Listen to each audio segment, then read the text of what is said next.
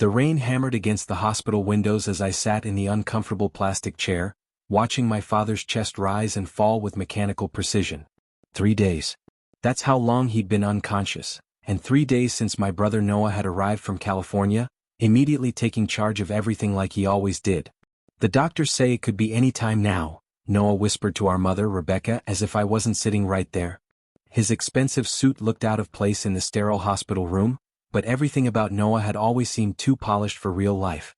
At 35, he was everything our parents had dreamed of in a son. Harvard MBA, successful tech company, beautiful wife, 2 perfect kids, and a house in Palo Alto that cost more than most people make in a lifetime. I shifted in my chair, my worn jeans and coffee-stained sweater a stark contrast to Noah's designer everything. At 28, I was the family disappointment. The art teacher who never made it as a real artist. The son who chose passion over profit and had been paying for it ever since. Ethan. My mother's voice cut through my thoughts. Her eyes were red from crying, but there was something else there too. Something that looked almost like guilt. We need to talk about your father's arrangements. I nodded, expecting to hear about funeral plans or maybe which flowers Dad would have wanted. Instead, Noah pulled out a manila folder from his briefcase and set it on the small hospital table. Dad updated his will last month, Noah said, not meeting my eyes. He wanted to make sure everything was in order. The machines around Dad's bed continued their steady beeping, the only sound in the room as Noah opened the folder. I could see legal documents, official-looking papers with letterheads I didn't recognize. Your father and I have been talking about this for years, Mom began, her hands twisting the tissue in her lap. We know you've struggled financially, and we know you've made choices that haven't always been practical. My stomach started to twist. This wasn't about funeral arrangements. The thing is, Ethan, Noah continued, his voice taking on that patronizing tone he perfected in business school, Dad wants to make sure his assets go to someone who can manage them responsibly. Someone who understands investments and financial planning. I stared at them both, the words not quite sinking in. Outside, the November wind rattled the windows and somewhere down the hall, a baby was crying. What are you saying? Mom looked at Noah, who straightened his tie and cleared his throat. Dad's leaving everything to me. The house, the business, all of it. He thinks it's for the best. The room seemed to tilt. Our father owned a successful construction company that he'd built from nothing. The family home in suburban Denver was worth at least $800,000. There were investments, savings accounts, equipment. We weren't millionaires, but it was a substantial inheritance. Everything? My voice came out smaller than I intended. Look, it's not personal, Noah said, though his tone suggested otherwise. You'll get some personal items. Dad's tools, maybe some furniture. But the major assets need to go to someone who can handle them properly. I looked at my father's unconscious form, machines breathing for him, tubes feeding him, and I wondered if he could hear us. If he knew his sons were dividing up his life while he lay dying. Did he really say this? I asked Mom. Or is this something you two decided? The look that passed between them told me everything I needed to know. This had been their plan all along. Your father was very clear, Mom said, but she wouldn't look at me. He said, everything goes to Noah. He's proven himself responsible. The words hit me like a physical blow. Proven himself responsible.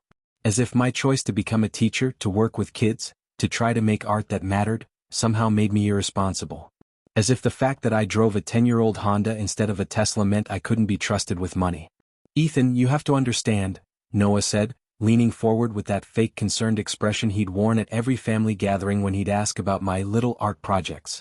This isn't about playing favorites. It's about making smart financial decisions.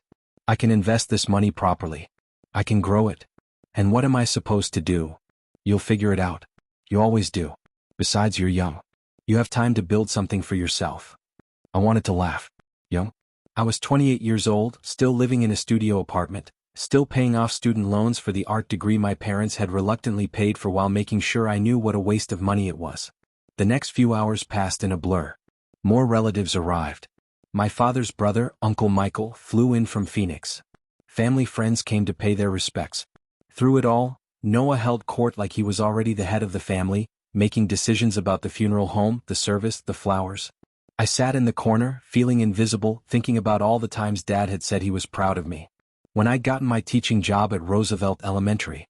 When I'd had my first art show at a local gallery, even though only 12 people came.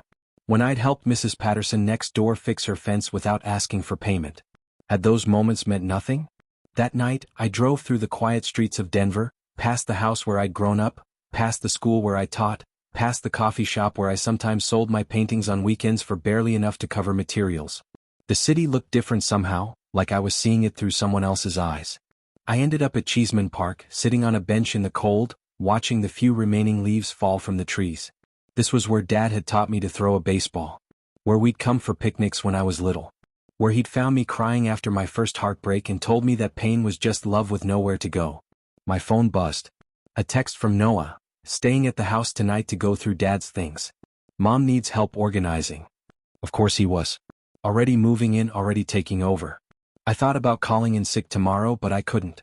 My fourth grade class was working on their Thanksgiving projects, and Lucy Martinez was finally starting to come out of her shell after her parents' divorce. Kevin Thompson needed help with his math, and little Amy Foster had been so excited to show me her drawing of her family. These kids needed me. They didn't care that I drove an old car or lived in a studio apartment. They didn't care that I wasn't successful by my family's standards. To them I was Mr. Ethan and I mattered. But as I sat there in the cold, watching my breath form clouds in the November air, I couldn't shake the feeling that I'd been erased from my own family's story. Everything goes to Noah. The golden child. The success story. The responsible one. I stayed on that bench until the park lights came on, until the last dog walker headed home, until the cold seeped through my jacket and into my bones. Then I drove back to my little apartment, climbed the 3 flights of stairs and sat on my bed, staring at the paintings I'd never sold, the dreams I'd never achieved, the life I'd built that apparently wasn't worth inheriting. Tomorrow I'd have to face my students and pretend everything was fine. I'd have to smile and teach and be the adult they needed me to be. But tonight, I allowed myself to feel the weight of being the family disappointment, the son who wasn't worth his father's legacy. The rain continued to fall against my window, and somewhere in the distance, I could hear the city going on with its life, indifferent to the fact that mine had just collapsed around me.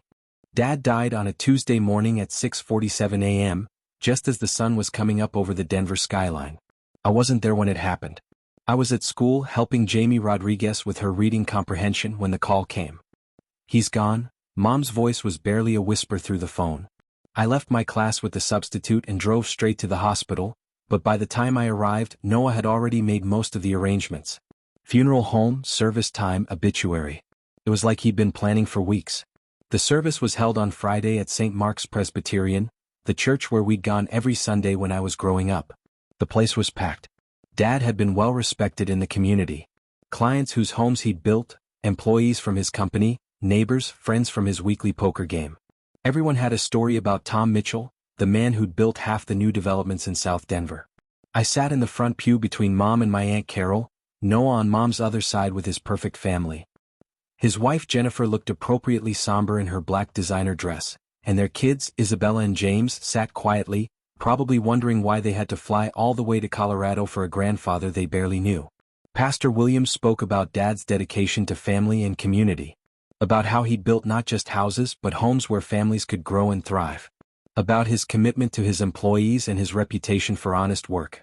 Tom Mitchell was a man who understood legacy, the pastor said. Not just what we leave behind in material possessions, but what we leave in the lives we touch. I thought about the legacy Dad was leaving me.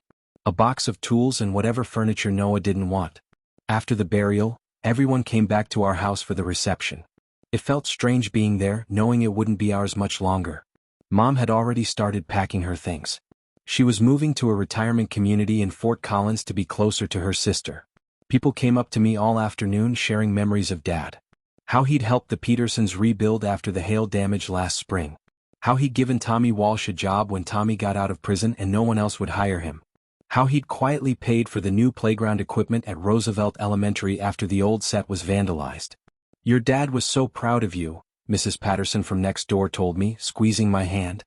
He used to brag about his son the teacher. Said you were making a real difference with those kids.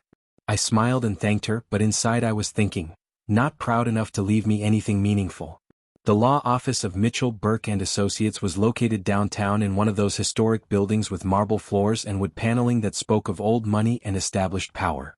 We were meeting there the following Monday to read Dad's will officially. I almost didn't go. What was the point? Noah had already told me the contents. Everything goes to Noah. But something made me get up that morning, put on my best shirt and drive downtown. The conference room was intimidating with its long mahogany table and leather chairs. Family photos covered one wall, and I found myself looking at a picture of Dad and me at my college graduation. He looked so proud in that photo, his arm around my shoulders, both of us grinning. Noah was already there when I arrived, along with Jennifer and Mom. Noah's lawyer, a sharp-looking woman named Patricia Williams, sat at his right hand like a bodyguard. The family attorney, Robert Burke, was a man in his 60s with kind eyes and a gentle manner. He'd handled Dad's business affairs for over 20 years. "Thank you all for coming," he began, settling into his chair at the head of the table. "I know this is a difficult time, and I'll try to make this as straightforward as possible." He opened a thick folder and pulled out several documents. "Tom's will is relatively straightforward, but there are a few elements we need to discuss." My heart sank. Here it comes. Everything goes to Noah. "The primary will divides Tom's estate as follows," Burke continued. "To his wife Rebecca, he leaves his personal effects, jewelry, and the sum of $200,000 from his life insurance policy." Mom nodded, dabbing at her eyes with a tissue. "To his eldest son, Noah Mitchell, he leaves the family home, the business, all business assets and equipment, his investment portfolio, and the remainder of his liquid assets." I stared at the table, trying to keep my face neutral. There it was. Official. "And to his youngest son, Ethan Mitchell?" Burke paused, flipping through papers. "Here comes the tools and whatever furniture was left. He leaves all personal items in his workshop, his collection of vintage books, and—" I waited for the "and that's it." Instead, Burke pulled out another document, this one sealed in a separate envelope. "There's an addendum to the will, specifically regarding Ethan's inheritance." I looked up, confused. Noah's expression had shifted from smug satisfaction to concern. "An addendum?" Noah's lawyer spoke up. "We weren't informed of any addendum." Burke smiled slightly. "Tom added this just 3 weeks ago. He was very specific that it should be read after the primary provisions." He opened the sealed envelope and pulled out what looked like a letter. "This is in Tom's handwriting, witnessed and notarized. It reads as follows." Burke cleared his throat and began reading in Dad's voice, somehow. "To my son Ethan, I leave what I should have given you long ago. Recognition. You chose a path that your mother and I didn't understand. You chose service over profit, meaning over money. For years I worried that this made you impractical, unsuccessful. I was wrong." My heart started pounding. "I've watched you teach children who others have given up on.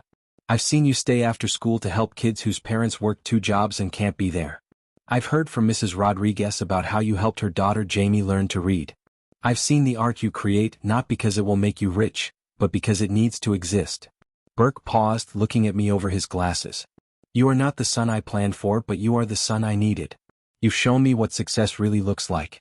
Therefore, in addition to your personal items, I am establishing the Thomas Mitchell Educational Trust, funded with $500,000 from my private investment account that Noah knows nothing about." The room went silent. Noah's face had gone pale. Burke continued reading. "This trust will provide annual scholarships for underprivileged children in Denver public schools, and will pay you a salary of $60,000 per year to administer it. The principal is never to be touched, and the trust will continue in perpetuity." I couldn't breathe. $500,000. A trust. A salary. "Furthermore," Burke read on, "I am leaving you my workshop and the land it sits on. The small lot behind the house that we always said wasn't worth anything. Turns out, with the new zoning laws, it's worth about $200,000 and it's yours free and clear." Noah stood up so fast his chair fell backward.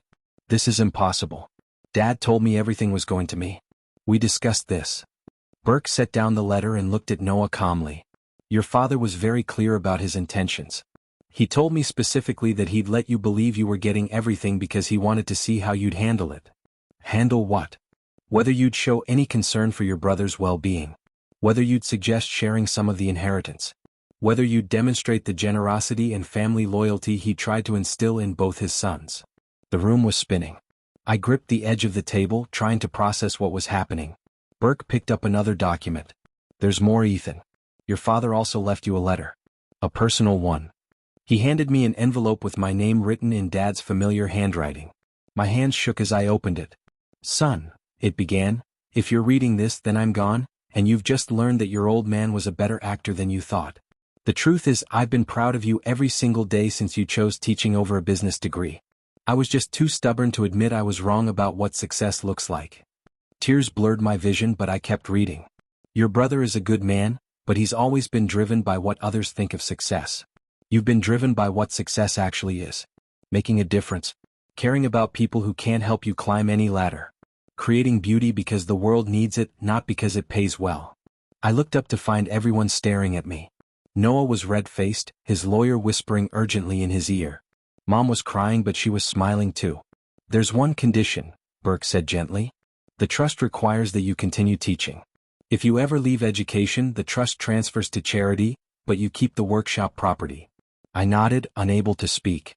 Your father wanted you to know that he'd been watching you. Really watching. He knew about the extra hours you put in with struggling students. He knew about the art supplies you bought with your own money for kids who couldn't afford them. He knew about the times you helped families with their rent by quietly buying their children's artwork for far more than it was worth. The last part broke me. I put my head in my hands and cried. Really cried. For Dad, for all the years I'd felt like a disappointment, for the gift I'd just been given, and for the father who'd loved me enough to see who I really was. When I finally looked up, Noah was gone.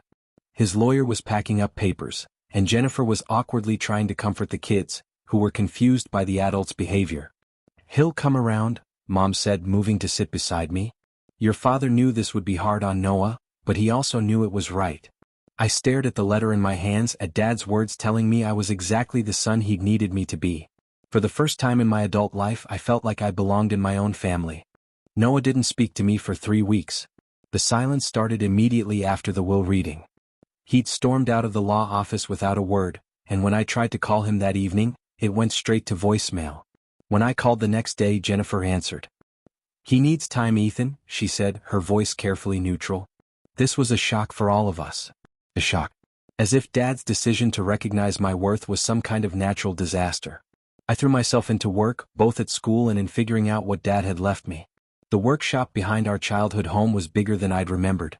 Dad had been quietly expanding it over the years, and it was filled with beautiful woodworking tools, a pottery wheel I didn't know he owned, and easels that looked like they'd been custom-made. There was also a folder marked Ethan's Scholarship Ideas, in Dad's handwriting.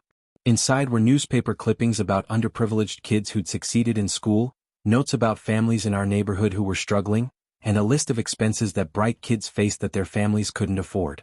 Art supplies, musical instruments, sports equipment, field trip fees. He'd been planning this for a while. The legal paperwork for the Thomas Mitchell Educational Trust was complex, but Robert Burke walked me through every detail. The trust was designed to help 20 students per year with expenses that prevented them from fully participating in school. Not just tuition, since we were talking about public school, but all the hidden costs that added up. Supplies, activities, enrichment programs. My salary as administrator would let me quit my weekend job selling coffee and maybe even move out of my studio apartment. For the first time since college, I could focus entirely on teaching and the work that mattered to me. But the best part was the workshop. It sat on a quarter-acre lot that, due to recent rezoning, was now classified as mixed-use commercial. I could teach art classes there, host community workshops, maybe even rent it out for events. The possibilities felt endless. The first time Noah finally called, it was a Tuesday night in December. I was in the workshop cleaning out boxes of Dad's papers when my phone rang. "We need to talk," he said without preamble. "Okay. When?" "Now. I'm outside." I opened the workshop door to find Noah sitting in his rental car, engine running. He looked like he hadn't been sleeping well. His usually perfect hair was disheveled, and his expensive shirt was wrinkled. "Can I come in?" he asked when I approached the car. The workshop felt different with Noah in it. Smaller somehow. He walked around slowly, taking in the tools, the art supplies, the half-finished projects Dad had left behind. "I didn't know he did pottery," Noah said, running his hand over the wheel. "Neither did I." We stood in awkward silence for a moment. Then Noah sat heavily in Dad's old chair, the one he'd used when he was working on detailed projects. "Jennifer thinks I should contest the will," he said finally. My stomach dropped. "Are you going to?" He was quiet for a long time, staring at a painting I'd started of the view from the workshop window. "That's what I came to tell you. I'm not going to." Relief flooded through me. "Really?" "Dad was right about me," Noah said, his voice barely above a whisper. "When Burke told us about the test, about Dad wanting to see if I'd share the inheritance with you, I realized I'd failed before I even knew I was being tested." He looked up at me, and for the first time in years I saw my little brother instead of the successful businessman. "I never once suggested splitting anything with you." Not the house, not the business, not even the small stuff. I just assumed I deserved it all because I made more money. I didn't know what to say. Do you know what I told Jennifer when we found out about Dad's condition? Noah continued. I said, at least now I can finally afford that house in Napa. That's what I was thinking about while our father was dying. Real estate. The pain in his voice was real. For all his success, Noah was struggling with something I'd never had to face, the realization that he'd become someone he didn't like. The thing is, he said, standing up and walking to the window, I don't even need the money. The business is worth 3 times what I thought and the house is paid off. I could give you half of everything and still be better off than I was before. Noah, you don't have to do that. Yes, I do. He turned to face me. Not legally but morally. Dad was testing both of us. You passed by being yourself.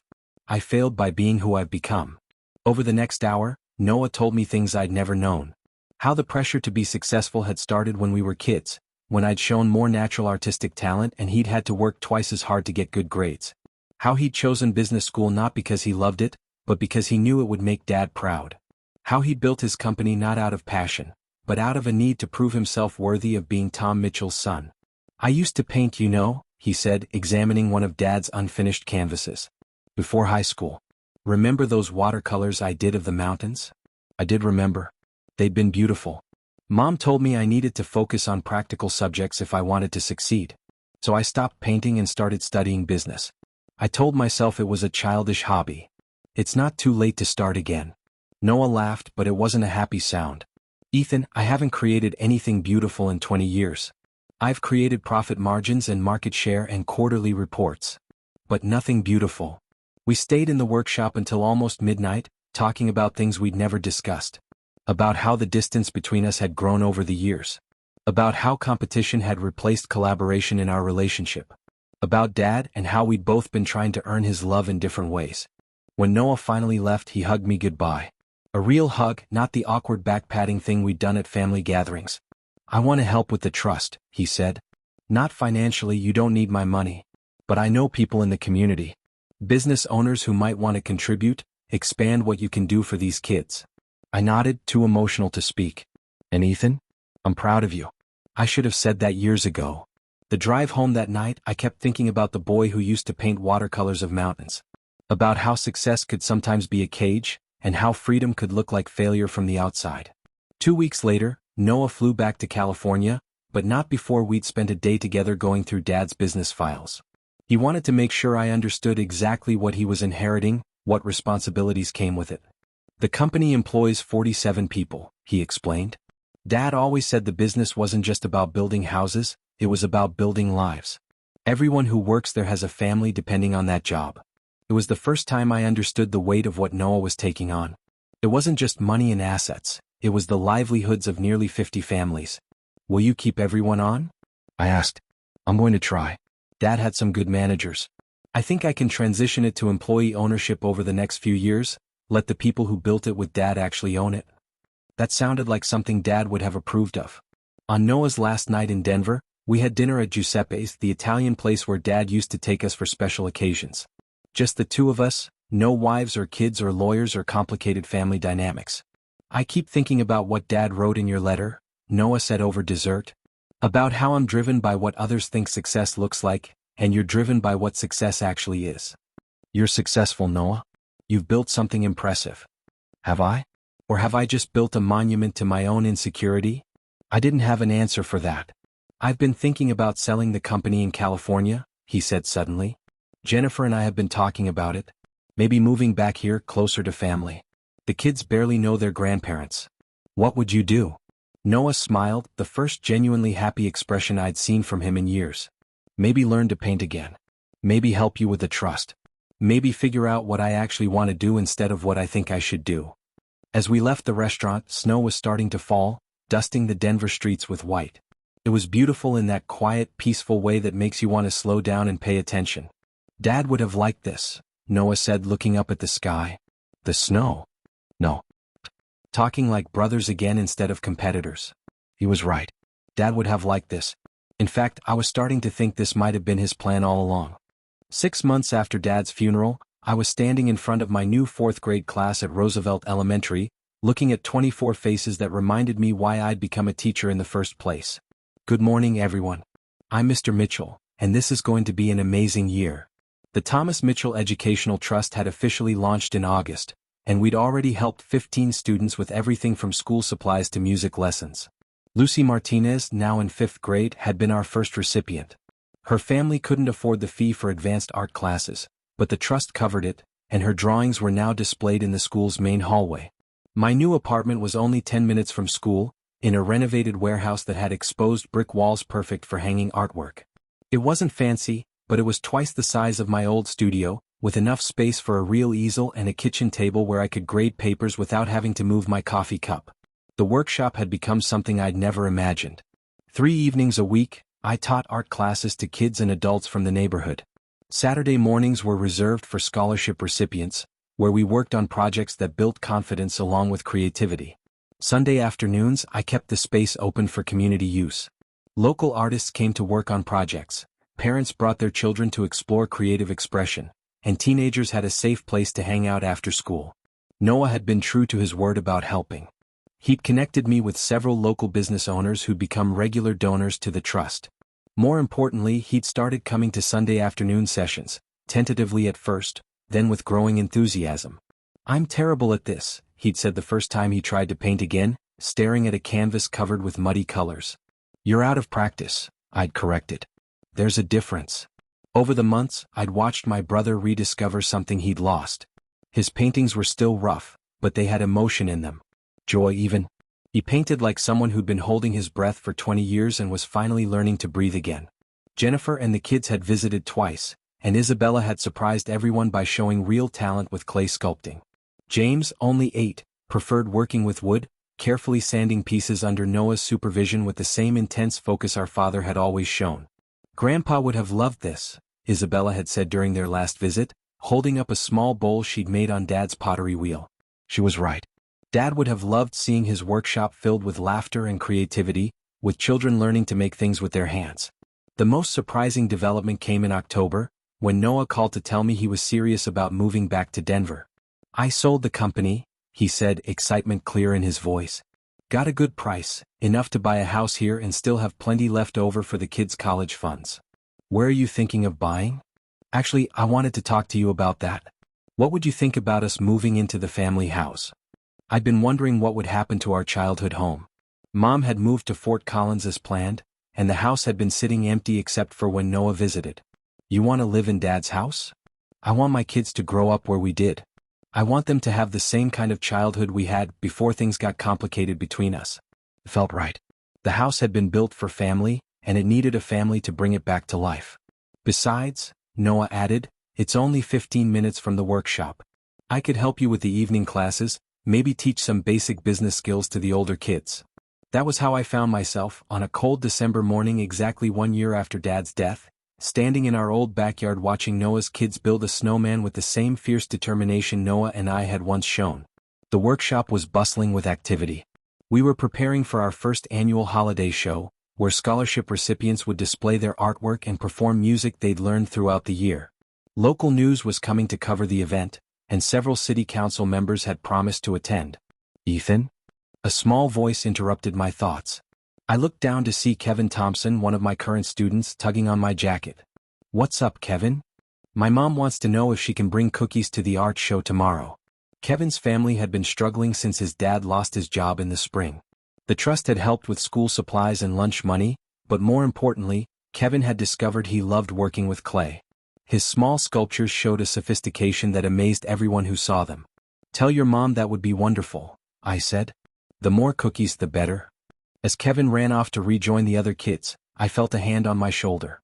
Noah had come up behind me, holding 2 cups of coffee from the workshop's small kitchenette. "Penny for your thoughts," he said, handing me a mug. "Just thinking about Dad. Wondering if he knew this would happen." Noah was quiet for a moment, watching his daughter carefully add stones to the snowman's face. "I think he hoped it would. Dad was always better at long-term planning than we gave him credit for. The addendum wasn't just about the money, was it? No. It was about fixing what had broken between us. About making sure his granddaughter would know both her uncles, not just the successful one. Isabella looked up from her snowman and waved at us, her cheeks red from the cold, her smile bright enough to power the whole neighborhood. "Uncle Ethan. Uncle Noah. Come see."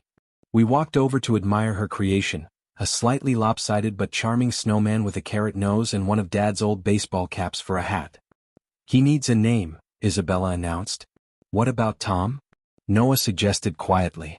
Isabella considered this seriously. "Tom the Snowman. I like it." As we stood there in the cold, 3 generations of Mitchells admiring a snowman named for the man who'd brought us back together, I thought about legacy and what it really means. Dad hadn't left us money or property, not really. He'd left us a chance to become better versions of ourselves. He'd left Noah a path back to the person he'd been before success became a burden. He'd left me the knowledge that my choices mattered, that the work I did had value beyond a paycheck. Most importantly, he'd left us each other. That night, after the kids had gone to bed and Noah and Jennifer were settled in the house, I walked out to the workshop one more time. I did this most evenings now, a quiet moment to think about the day and plan for tomorrow. Dad's easel still stood in the corner, his last painting unfinished. It was a landscape of the view from our back porch, the mountains in the distance, the workshop visible in the foreground. He'd been working on it right up until his final hospitalization. I'd been tempted to finish it myself, but something held me back. It felt right to leave it as it was, a reminder that some things are valuable precisely because they're incomplete. Because they leave room for others to add their own touches. Next to the easel, I'd hung the letter Dad had left me, framed in simple wood I'd cut myself. I read it sometimes when I needed reminding of who I was trying to be. "Your brother is a good man, but he's always been driven by what others think of success. You've been driven by what success actually is." Tomorrow we'd have our first holiday show. Scholarship recipients would share their talents with the community. Local families would see what their children could accomplish when given the chance. City leaders would witness the impact of investing in young people's potential. But tonight, in the quiet of Dad's workshop, surrounded by the tools he'd used to build things that lasted, I understood something I'd been too young to see before. Success isn't measured in dollars or degrees or the approval of others. It's measured in the lives you touch, the problems you solve, the beauty you create, and the love you leave behind. Dad had been successful in ways that couldn't be quantified on a balance sheet. He'd raised 2 sons who, despite their differences, had learned to value what mattered. He'd built a business that supported dozens of families. He'd quietly helped neighbors and friends without expecting recognition.